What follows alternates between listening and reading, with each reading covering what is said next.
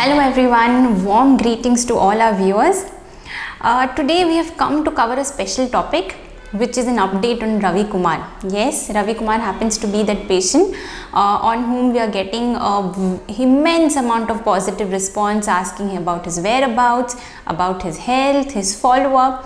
His surgery had happened on the 14th, and as you know, we were giving you a live coverage as to how he is doing. It's been almost little more than 2 weeks post his surgery. He's all good. He's undergoing recovery. Hence, I felt this update is important for all our viewers who have made a contribution to make his surgery possible. His reports have come, which happens to be his histopathology reports. That means we have removed the soft tissue specimen. Pathologists have evaluated them and given us a report. So the good thing is there is no malignant lesion. It means it's a non-cancerous growth. It is almost in similar lines to what the previous report said, which is there was excess histiocytes. But this time we went for a more specific result or specific evaluation, and from that we found that the histiocytes are non-Langerhans histiocytes, and hence the diagnosis that have come is of xanthogranuloma or a xanthofibroma. Now we have sent to 2 different laboratories thinking that there might be a difference of opinion from the pathologist. We have also gone for immunohistochemistry for further markers that would validate the report or validate our result. To brief you about what a xanthogranuloma is, the features as you can see are very typical what we saw in our patient, which was Ravi Kumar. Red, brown papules or nodules on the head and neck region. But his happens to be a very rare case. Generally, these kind of lesions or growth are in childhood, that is infancy, or a little later, which is in childhood period. Adults, it is as rare as 10% in the world. So yes, he comes in the 10% category. Generally, there is a single nodule. By nodule, I mean a growth anywhere on the face. It can also have eye involvement, and that is the reason there was periocular involvement for him. That is, the largest lesions were around his eyes. To brief you as to what is the ideal treatment for xanthogranuloma in children or in infancy.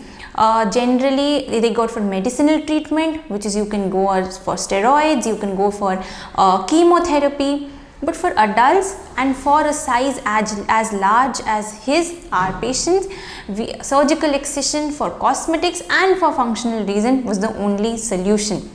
Generally, these lesions are never seen mucosal. That means inside the mouth, it's rarely seen. It's only on the skin.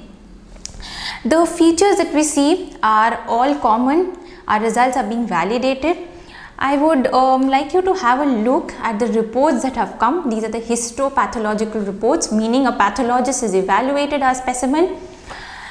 So you can have a close-up view of the pictures. These are all stained pictures, and the report clearly states there is an excess of histiocytes leading to xanthogranuloma. They have termed as juvenile because it's most commonly seen in children, but his happens to be a rare case in the 10% of the cases wherein he is an adult and it has affected him.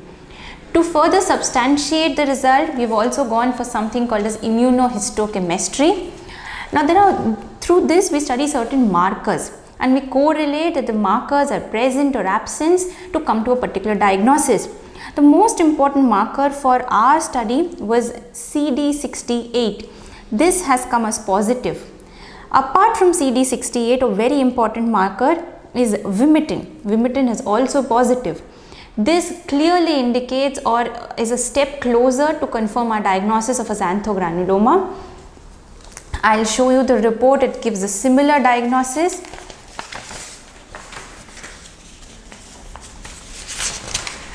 This has been done to make sure there is no two-way about our treatment.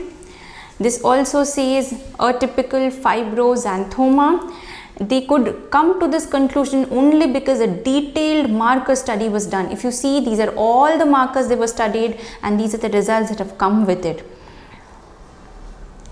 We also have the slides. We could manage the lab to give us the slides. These are the slides that has helped us in giving the particular reports, the 2 histopathological reports. Well, so he's doing fine now, so as to say our diagnosis is confirmed, our treatment plan seems to be absolutely right. He's only in the recovery or healing phase, and he's doing all well. All your good wishes and prayers are with him. We'll soon update you as to how he's doing or have a clinical meetup with all of you. Till then, all's well. Yeah, thank you.